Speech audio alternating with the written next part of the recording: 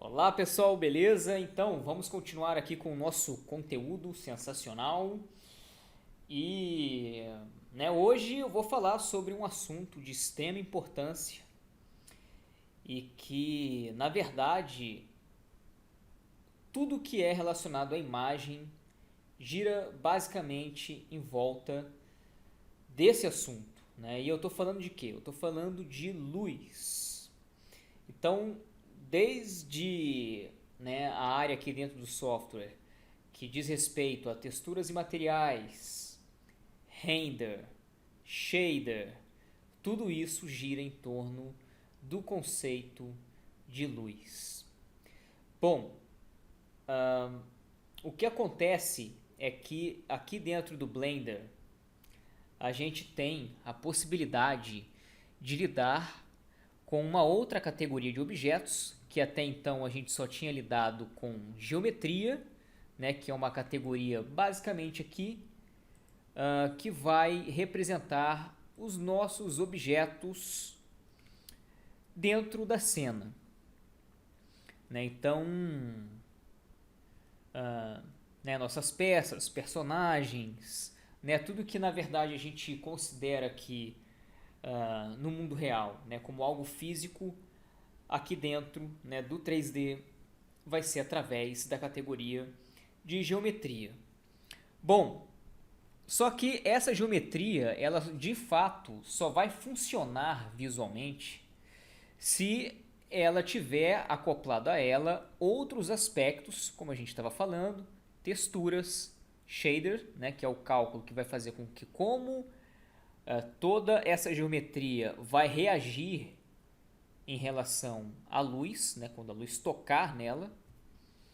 E é isso que faz a gente ver a diferença entre metal, entre madeira, borracha, couro e assim por diante. Bom, e aí, né, a gente tem, antes aqui de entrar em texturas e materiais, tem essa outra categoria de objeto que é de extrema importância, que é luz. E vocês vão ver que luz, nós temos vários tipos aqui dentro do ambiente 3D, justamente para adaptar a cada situação especificamente. Existem vários tipos de situação, por exemplo, eu quero simular uma iluminação externa e com iluminação natural, ou seja, com a luz do sol. Ou então eu quero simular uma luz artificial, né? Que tipo de luz que eu vou usar? A gente sabe que inclusive no mundo físico existem vários tipos de lâmpadas, né? E você pode, juntamente com o cálculo de render, atingir todos esses objetivos, né? Todo esse realismo é possível a gente sim simular dentro aqui do ambiente tridimensional. Bom, então falando aqui especificamente de luz dentro do 3D, assim que a gente abre o Blender, a gente tem lá um cubo, né, e tem outros dois objetos aqui. São outras duas categorias de objeto, né? A gente tem luz e câmera. Bom, luz é um objeto não renderizável, mas que tem uma influência sobre os outros objetos, obviamente através do cálculo de render. Tá? Mas o objeto luz, né, é simplesmente aqui eu vou ver esse ícone e existem aqui variações de luz dentro do ambiente 3D. Vamos conhecer então aqui. Bom, primeiro de tudo, né, que por exemplo, eu estou movimentando a minha luz aqui, ó, e não está tendo efeito nenhum.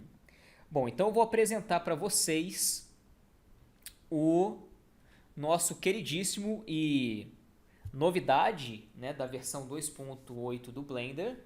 O Blender conta hoje com uma engine dentro dele, diferente inclusive dos outros softwares de 3D, né, que não tem uma game engine acoplado a eles. Tá? Então isso aqui é uma grande vantagem que o Blender apresenta hoje, e o mais legal de tudo é que a gente pode fazer render em real time. Bom, parece que eu estou enrolando, mas não estou. Tá? É que todos esses assuntos aqui eles têm uma relação muito próxima e muito relevante. Tá? E quando a gente fala de render em real time, a gente está falando de render que vai acontecer através da GPU, que é a unidade central da gráfica, que vai funcionar através da placa de vídeo. A placa de vídeo quem vai alocar toda a informação na memória, realizar os cálculos, processar esse cálculo e devolver para você em forma de imagem. Só que isso em tempo real. Então, por exemplo, imagina você numa situação em que você está jogando, você está num game. Você apertou o botão para o personagem pular, aquilo tem que acontecer na hora. Não é igual o render offline, que primeiro vai alocar tudo na memória, né, na memória RAM, depois vai pegar essa informação, vai jogar para o processador vai processar todo o cálculo do render offline e aí sim vai te devolver em forma de imagem. Só que esse processamento demora.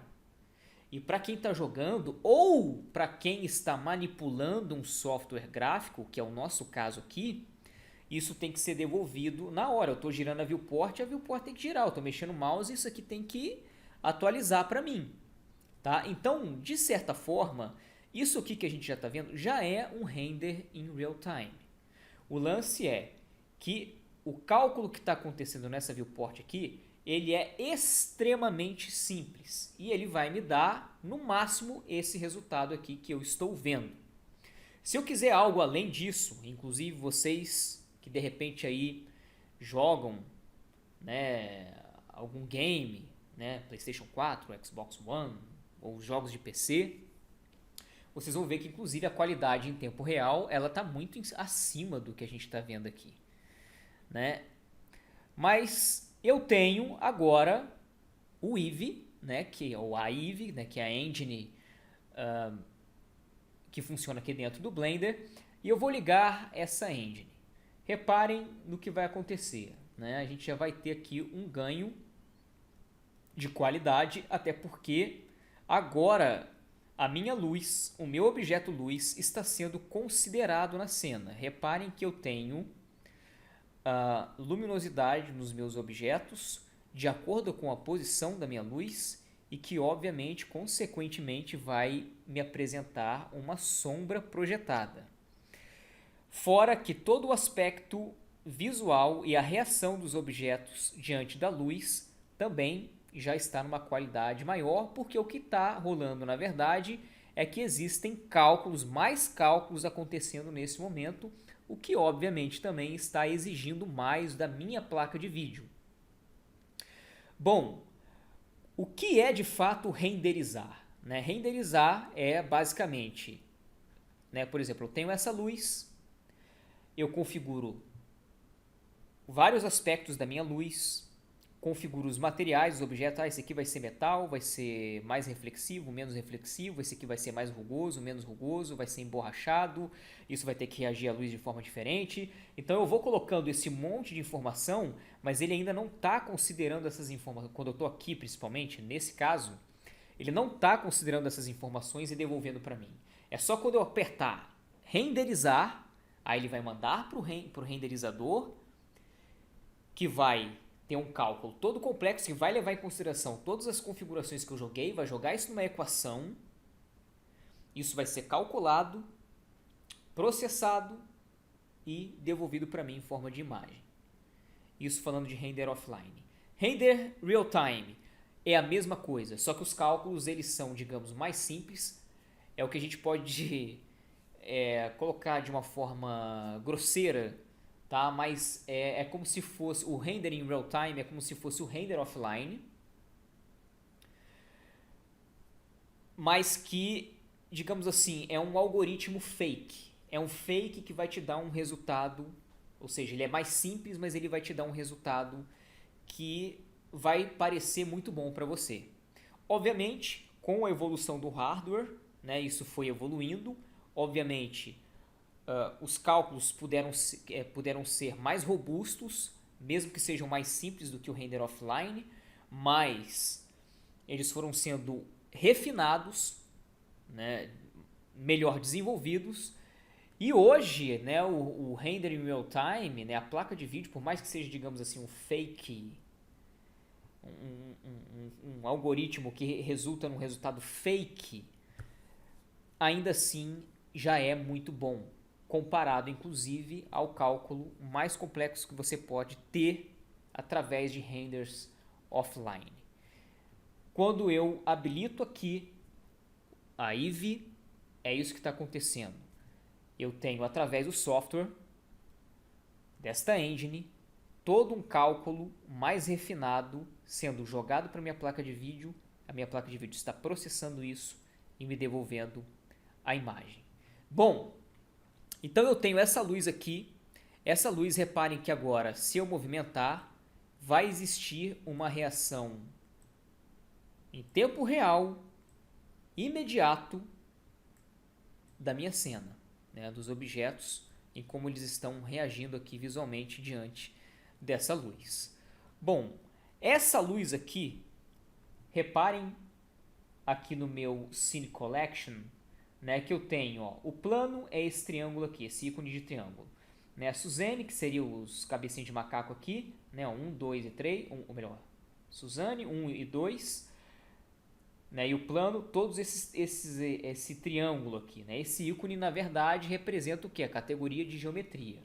Né, a lâmpadazinha, luz e a câmera, né, esse outro ícone aqui. Então, beleza, eu tenho 3 categorias de objetos na minha cena. Essa luz aqui é o que a gente chama de point light. Point light tem uma emissão esférica, ou seja, a point light nada mais é do que um ponto de luz. Esse ponto, através desse ponto, eu tenho uma emissão de raios ou fótons esférico, ou seja, para todos os lados. Então, obviamente, esse tipo de emissão vai me dar, né, um resultado muito similar às lâmpadas artificiais, né, essas incandescentes, né, um ponto de luz bem simples. Mesmo eu tendo tipos diferentes de luz, elas dividem basicamente os mesmos parâmetros. Então eu tenho aqui, ó, point light, eu tenho a cor da luz, que eu posso mudar.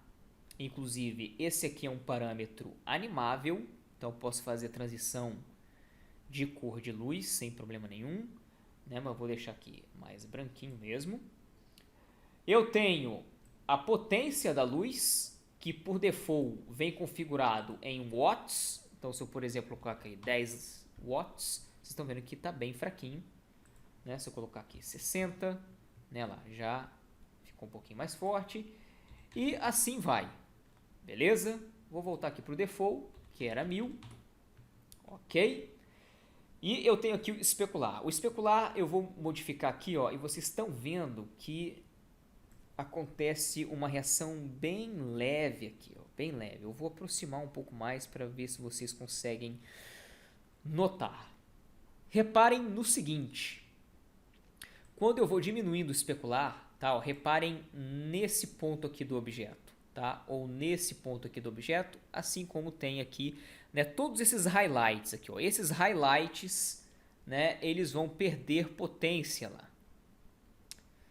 Tá? O especular, na verdade, assim, o que gera esse highlight é basicamente reflexão. Tudo, na verdade, se baseia em reflexão da luz.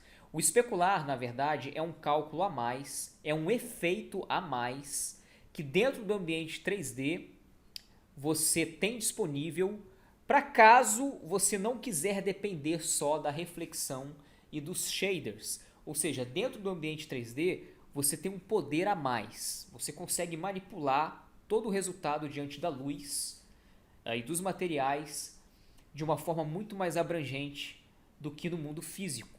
Tá? É por isso que muito, assim, até relacionado a fotografia publicitária, né, ou de repente um still, recorre-se ao 3D, ao invés de muitas vezes, né, ter que ter um estúdio, né, com um monte de luz, né, conseguir trazer o objeto em questão. Às vezes não é um objeto pequeno, às vezes é uma parada que não é lá muito fácil de transportar. Então, assim, você depende de uma logística maior. Obviamente, isso não quer dizer que a fotografia morreu, jamais, tá? Não tem nada a ver. O lance é que você tem essa opção, tá? E hoje os renderizadores, eles de fato entregam, hoje não, já faz até algum tempo, entregam um resultado muito absurdo e ainda te dá opções de você controlar isso através de composição depois de uma forma muito muito abrangente, né? Te dá muita possibilidade mesmo de controle. Enfim, bom, então eu tenho aqui o especular, que é um efeito a mais que ele vai te dar. Você pode aqui já ter a opção de highlight, né? Ou deixar isso daqui para os shaders reflexivos, obviamente, né? Você vai controlar a reflexão deles e aí eles vão te entregar até de forma mais realista, mas é aquele lance que a gente estava falando em sala de aula. Realista não quer dizer que seja o mais interessante. Muitas vezes o mais interessante é você usar recursos a mais para que aquilo tenha alguns aspectos potencializados. Mas beleza, esse aí já é um outro papo, né? Vamos voltar aqui para a nossa luz. Eu vou deixar o especular. Eu tenho aqui o Radius, né? Reparem que eu estou com 0.1 de Radius. Se eu aumentar aqui o Radius, né, eu vou começar a ter um decaimento aqui da potência da minha luz, né? Eu controlo, na verdade, aqui um decay. Então, por exemplo, se eu aproximar este objeto, ou melhor, essa luz aqui, ó, destes objetos, né, reparem que com esse raio aqui, ó, pequeno, né, eu tenho, na verdade, um ganho de potência, né, bem curto, então ele já vai ficar com uma potência bem forte, né, bem alta. Se eu começar a aumentar o raio, né, isso daqui vai demorar mais para chegar na sua potência máxima. Tá? Então, olha lá. Beleza? Então, ok. Vou voltar aqui para 0.1. E ok. Bom, além da point light, que tem uma emissão esférica, eu tenho aqui a sunlight. E aí vocês vão ver, obviamente, ele já coloca uma potência aqui bem maior. Eu vou diminuir aqui só para a gente conseguir enxergar melhor. Vou colocar 100, 100 ainda é muito. Vamos colocar aqui, melhor, 50 é muito.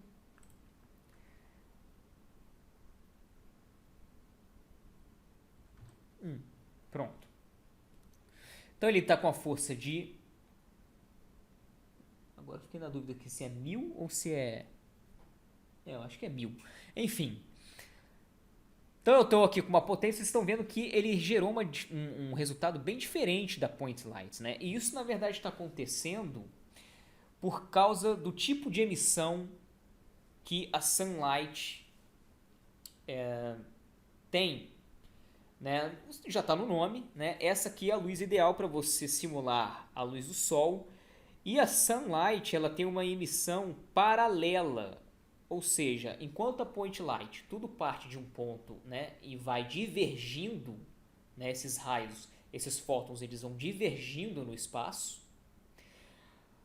A sunlight, você tem emissões onde os raios, os fótons, eles estão sendo emitidos de forma paralela, eles não estão divergentes e nem convergentes.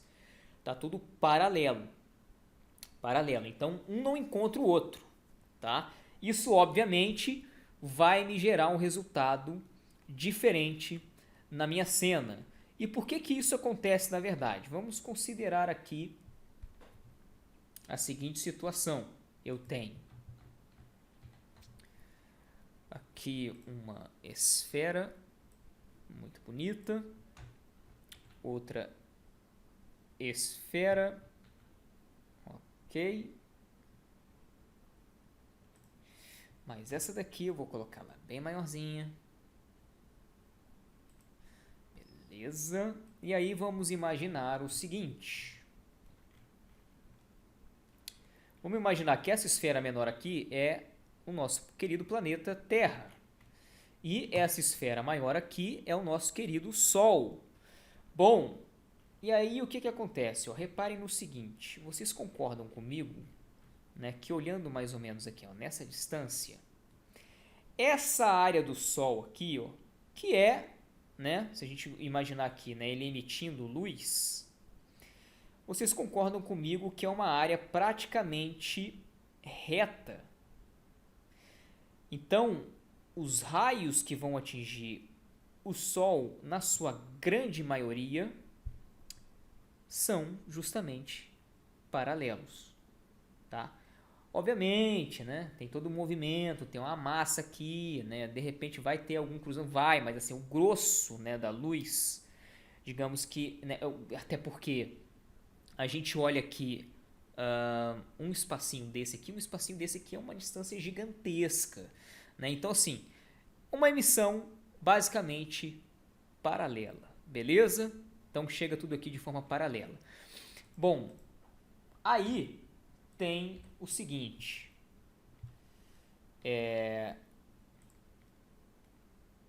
tentar simular, por exemplo, a luz do Sol com uma point light não vai dar certo, porque como é um ponto de luz, a emissão é esférica e normalmente a luz ela está próxima da cena, você não vai ter o mesmo resultado que você tem no seu dia a dia, né, na sua vida real. Você olha, né, um dia ensolarado, não vai nem de perto chegar no resultado. Precisa de fato dessa emissão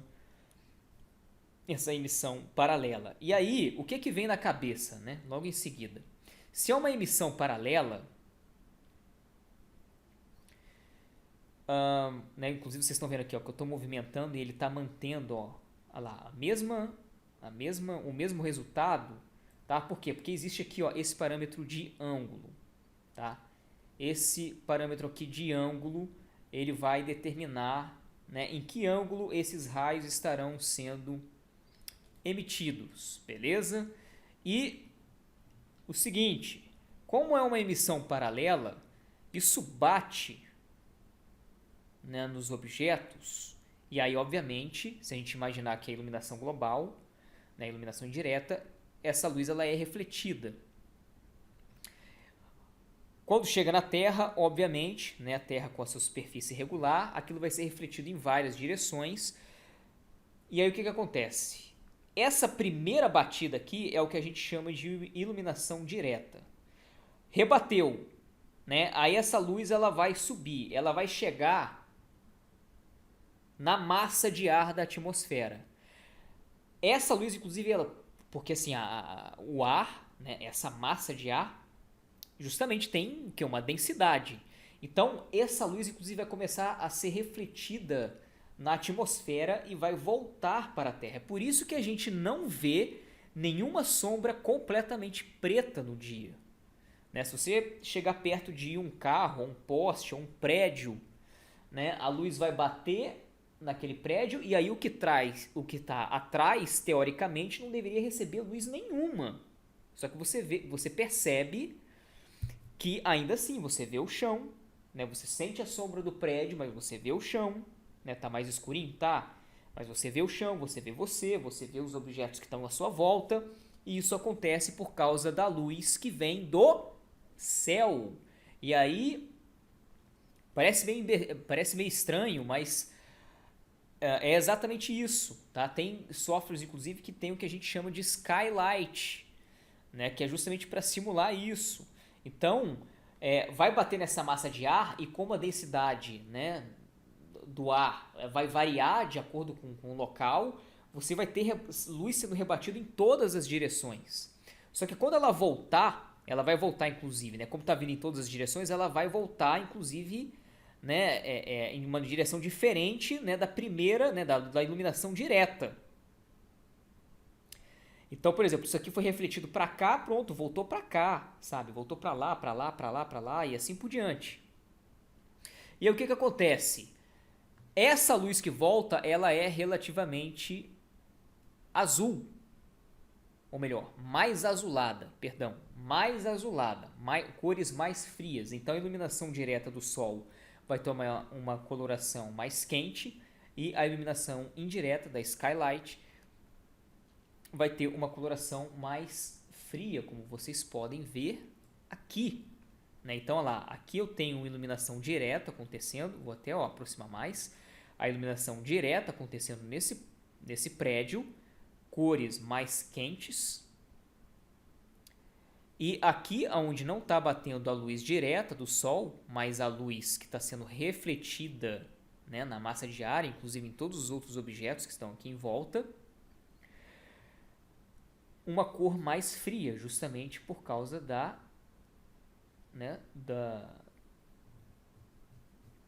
cor do céu e, obviamente, também em função da reflexão dos outros objetos. Tá? Então, aqui fica muito claro, né? Ó, iluminação direta e a iluminação indireta. Beleza? Né? A luz do Sol não está batendo diretamente aqui, mas você consegue enxergar ainda justamente por causa da reflexão da luz. Beleza? Então, esse aqui é o papel da sunlight. Eu tenho a luz aqui de spot, né, que está com 1 watt só. Então, vou colocar aqui, de repente, 100, foi pouco, 1000. Bom, e aí no que consiste aqui a spotlight? A spotlight, muito parecido com a point light, mas ela tem uma área de emissão. Ou melhor, uma direção na emissão. Ainda assim, são raios divergentes, mas não é uma emissão esférica, ou seja, não está acontecendo para todos os lados, e sim para uma área que está dentro desse cone bonitão aí. Ok? Então, a spotlight também, né, muito utilizada aí para simular a luz artificial, né, a famosinha luz de palco. Tá, então você tem aqui a spotlight, divide os mesmos parâmetros, né? O lance é que você tem aqui o raio, né? Além do, ou melhor, o raio não, perdão. Você tem aqui, ó, em spot shape, você tem o tamanho, né? A largura desse cone e o blend, que vai ser aqui, vai controlar a dureza, né, da borda dessa luz, tá? Se vai ser mais, se vai ser mais suave ou mais duro, tá? Ó, mais suave ou mais duro. Beleza? Tranquilão, né? E por último, a gente tem aqui a area light, que é uma emissão que não vai acontecer através de um ponto, e sim através de uma área. É uma luz ideal para simular luz de estúdio. Por exemplo, com difusor, né? A gente pode ver, por exemplo, nessa referência aqui, ó, né, lá, ó, exatamente, ó, você tem uma lâmpada, essa lâmpada vai bater nesse difusor, essa luz vai ser refletida, vai ser distribuída, e aí eu tenho uma emissão por área, não vai partir de um ponto, né? Esse tecido aqui, né, ele serve justamente para isso, para fazer uma emissão de luz no ambiente que seja por uma área e não através de um ponto, que isso afeta, obviamente, como a sombra vai se comportar. Vai dar sombras muito mais suaves.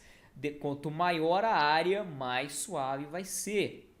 E você pode, inclusive, escolher, né, o formato, porque isso também vai influenciar diretamente na reflexão. Por exemplo, situações como essa daqui, né, onde eu tenho um carro num estúdio, onde tem uma area light, né, extremamente grande aqui, ó, em cima, né, outra mais aqui na esquerda, o que deixa aqui, né, em termos de sombra, né, e iluminação, uma iluminação uniforme, mas a grande questão está justamente na reflexão, já que é um objeto extremamente polido, né, uma superfície polida, mas ela tem orientações diferentes no espaço. E essa orientação, obviamente, vai afetar o que? Na reflexão, vai dar uma variação na reflexão. esse lado de cá está mais voltado para frente, aqui em cima ele está mais voltado para o alto. Então, obviamente, vai ter uma distorção através aqui da reflexão, o que vai denunciar de uma forma muito mais interessante a forma dessa superfície, o que vai fazer com que quem está olhando esse carro consiga perceber as nuances do design que foi projetado para ele. Então, se eu não tivesse, por exemplo, esses elementos aqui, ficaria muito mais difícil de eu identificar essas formas, né? Então, lá, rola aqui uma bem fininha, né, ó, perto da roda, né, ó, todo esse lance aqui, ó, rolou um lance sinuoso aqui. Aqui eu sei que tem uma diferença de volume. Então, você vai tendo uma noção do formato daquele objeto de uma forma muito mais clara. Lembrando que a gente tem que ajudar sempre o cérebro, ele é sedento por contraste. É assim que a gente identifica a forma. Então, né, outra situação aqui, no caso esse aqui, ó, só uma, vindo aqui em cima, né, ó, mas vejam como denuncia todo esse design aqui, ó, em volta do vidro, né, muito interessante. Né, outra situação aqui, ó, justamente para você, né, ter um contraste, o carro já é preto, né, então você tem ainda a luz, né, uma área de reflexão branca, né, vai dar um contraste muito forte. Você consegue perceber, ó, esse lancezinho aqui, ó, do capô, graças à reflexão. Então, a iluminação ela é de extrema importância para a visualização de uma cena ou de um objeto. Obviamente, isso aqui dentro do 3D vai ser aliado, né, ao cálculo de render. Bom, só para a gente finalizar aqui a área light, como eu estava falando, uma emissão através de uma área, só que a gente não está vendo área nenhuma aqui, né? Tá parecendo que é um ponto, e realmente está, porque eu não tenho aqui, eu tenho aqui, ó, shape, no caso da área light, onde eu posso escolher o formato, vou deixar retângulo mesmo por enquanto, e aí eu posso, ó, aumentar aqui o tamanho em X, o tamanho em Y. Reparem lá, olha a diferença aqui, ó. Olha a diferença que está acontecendo no objeto por causa da emissão por área, né? Olha como é que a dureza aqui, né, da área que está iluminada no objeto para a área de penumbra vai ficando mais suave, né? Porque não tá tudo partindo de um ponto, né? Então, assim, partindo de um ponto, vai tudo meio que culminar mais ou menos, o limite mais ou menos na mesma área. Como tem luz vindo daqui, né? Não só do meio, ó. Daqui, toda essa área, né? Vai ter alguns raios aqui batendo um pouquinho além. Então, obviamente, eu vou ter aqui uma suavidade maior da área que é iluminada para a área que não é iluminada, não recebe iluminação direta. Beleza? Bom, então lá, ó, retângulo, bonitão, posso fazer um retângulo, né, igual a esses aqui, esse daqui, né, e assim por diante. Beleza. Né, eu posso mudar aqui em shape, né, para square, que será um quadrado, um disco, né, redondinho, e elipse, que pode aqui me dar a liberdade, né, de ter uma forma circular, elíptica, né, na verdade, elíptica, né, onde eu tenho diferença, né, é curvo, mas eu tenho diferença entre largura e altura. Beleza? Ok. Bom, feito isso, eu vou deixar aqui até uma área light, vou deixar retangular. E aí eu vou mostrar mais um outro lance aqui muito importante. Bom, eu estava falando aqui de luz, vamos desligar um pouquinho aqui desse lance de render, né, de iluminação. Eu vou mostrar aqui um outro objeto que é, né, uma outra categoria de objeto, que é o objeto câmera, que até então a gente não tinha interagido nada com ele. E aí tem o seguinte, para essa câmera, tá, se eu quiser enxergar através dela, eu aperto aqui no teclado numérico, não é no alfanumérico, tá? No numérico, eu aperto aqui a tecla 0. Então vocês estão vendo exatamente o que essa câmera está enquadrando. Como é que eu sei o que exatamente essa câmera está enquadrando? É o que está dentro desse retângulo aqui. É isso aqui que a câmera está enquadrando. Toda essa área aqui que eu consigo ver ainda, né? Óbvio, ele deixa disponível aqui para eu ter um controle maior, né? Do que está em volta na cena. Mas é essa área aqui que está valendo. Né? Se eu quiser ter um controle da câmera, eu posso apertar um controle da câmera como se eu estivesse dentro de um jogo, tá? Eu posso apertar aqui, se eu não me engano, Shift, aspas, e aí ele habilita ó, o modo Walk para mim. Então, olha lá, aí eu arrasto o mouse, olha lá, ele vai fazer como se fosse, né, a cabeça aqui do personagem, né? E aí, ó, se eu apertar aqui as setinhas do teclado, olha lá, ele vai andar, né? Ó que legal. Beleza? Então eu posso aqui enquadrar da melhor forma. Eu vou até fazer o seguinte.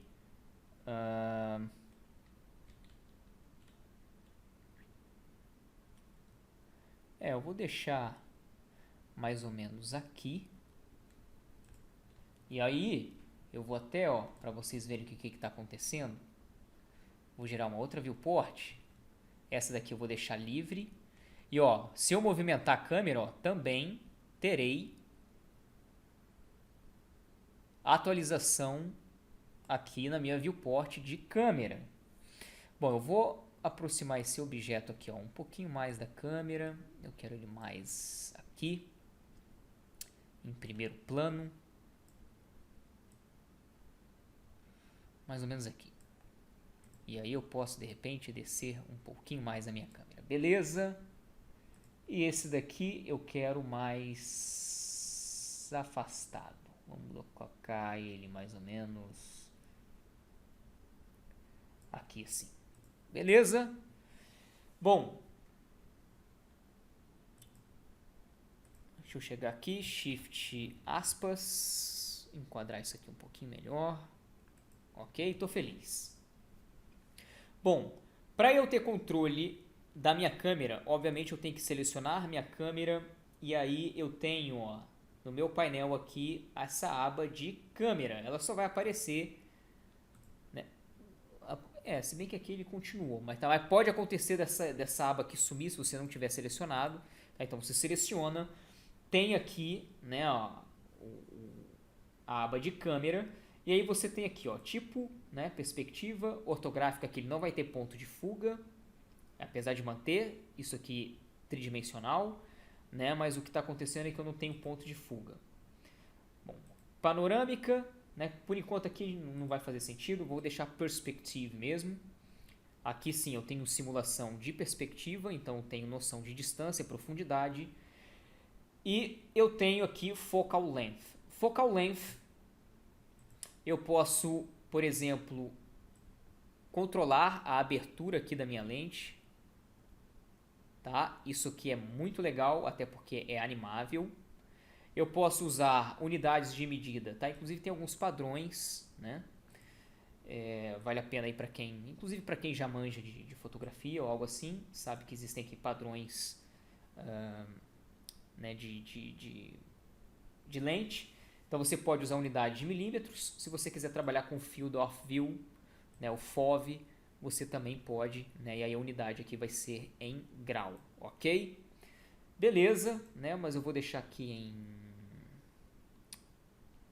15 milímetros.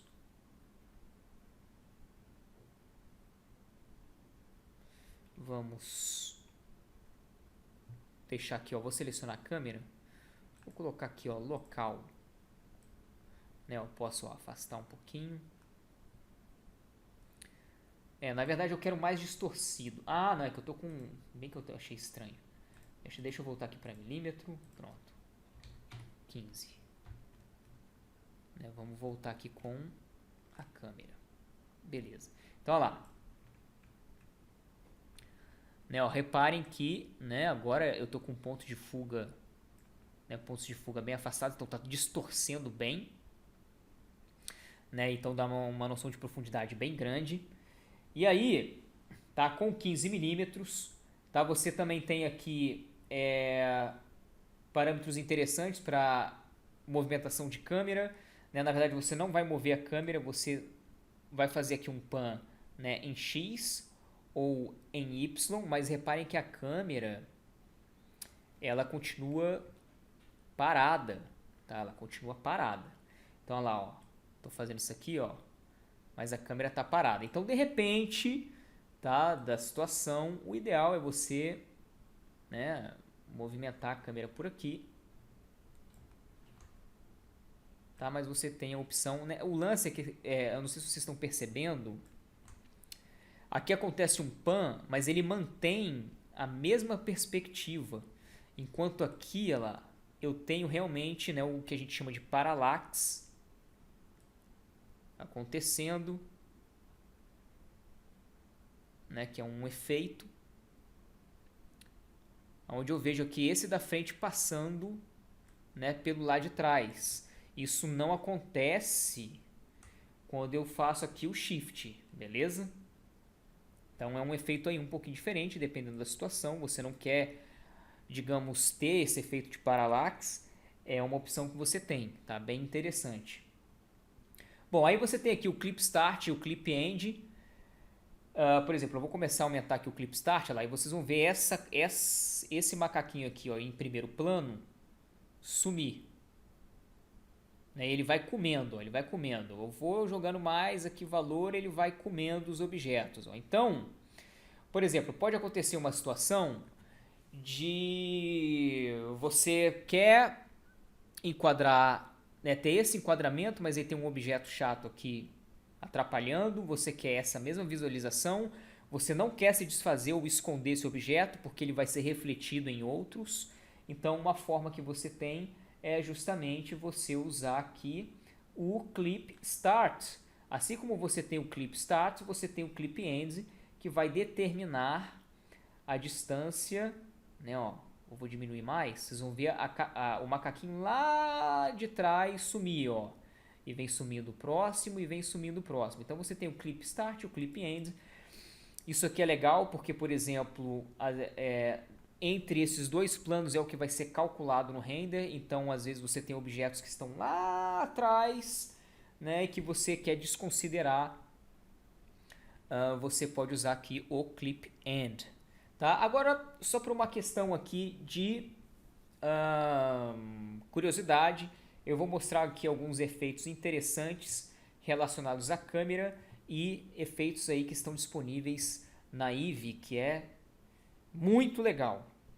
Bom, vocês estão vendo aqui que eu tenho um primeiro macaquinho. Eu só vou fazer um lance aqui rapidamente. A gente não vai falar ainda de texturas e materiais, tá? Não se preocupem com isso aqui, eu vou explicar depois. Mas eu vou jogar só uma cor diferente neles aqui.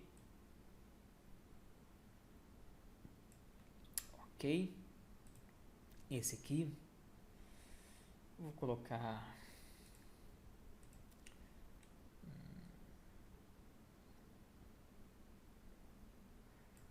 um amarelo. E esse aqui eu vou colocar um vermelho. Beleza. Então, eu tenho aí esses 3 objetos. Eu mudei a cor aqui para a gente conseguir enxergar de uma forma mais fácil.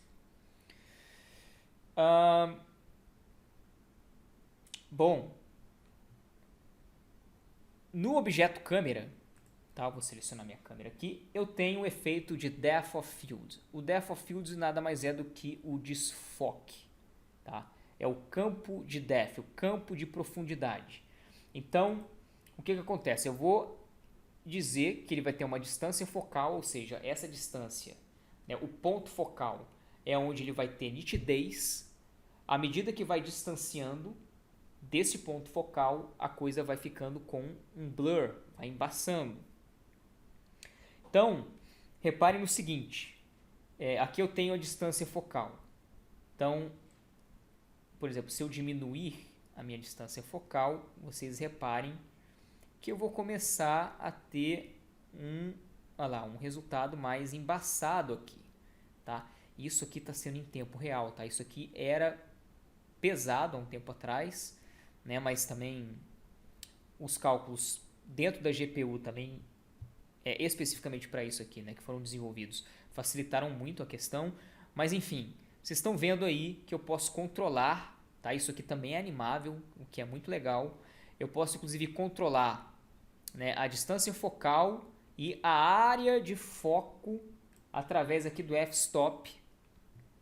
Então, por exemplo, eu vou aqui ó, em Viewport Display, tá? E ligar o Limits. Vocês estão vendo que saiu uma linha agora laranja perpendicular da minha câmera. E eu tenho uma cruz amarela. Aquela cruz amarela está representando o meu Focus Distance. Então, o meu Focus Distance eu vou colocar aqui ó, mais ou menos, né? Vamos girar aqui para a gente não, né, ter a noção exata. Eu vou colocar mais ou menos aqui, de acordo com a posição desse primeiro macaquinho. Tá? Ou melhor, eu vou colocar de acordo com a posição aqui do segundo macaquinho. Então, vamos lá. Vamos aumentar mais aqui o Focus Distance. Joguei para lá, mais ou menos ali. Beleza? E aí eu tenho a área de f-stop. Tá, ó. Se eu diminuir a área de f-stop, olha lá, reparem que é como se eu tivesse um raio em volta dessa cruz. Eu vou diminuindo esse raio, o que tiver fora do raio ele vai embaçar. É basicamente isso. Então, olha lá, ó. Beleza?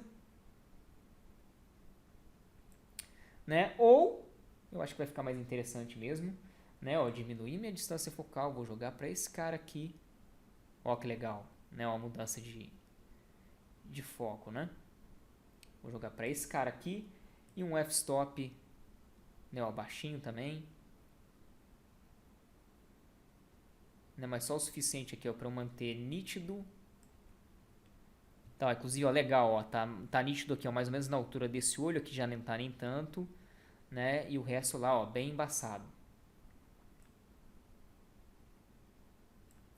Beleza? Bom, então, Depth of Field, né? Efeito muito legal. Você tem aqui blades, né? Você tem, na verdade,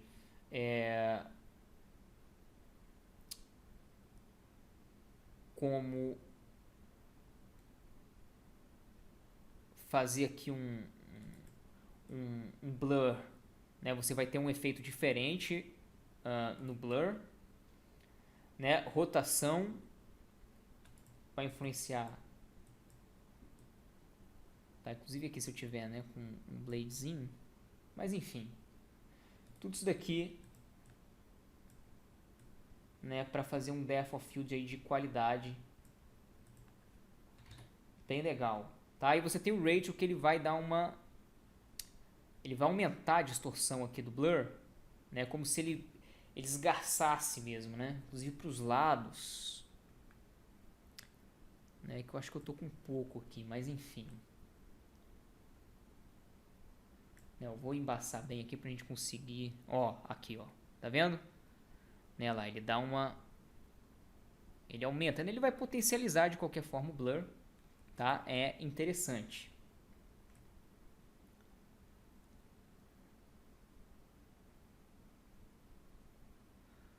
Beleza? Ok.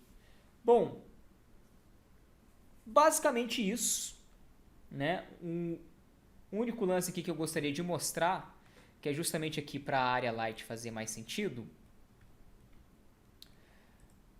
Eu vou deixar isso aqui para o próximo vídeo, que a gente vai falar de shaders e materiais, beleza? Então, valeu, até a próxima.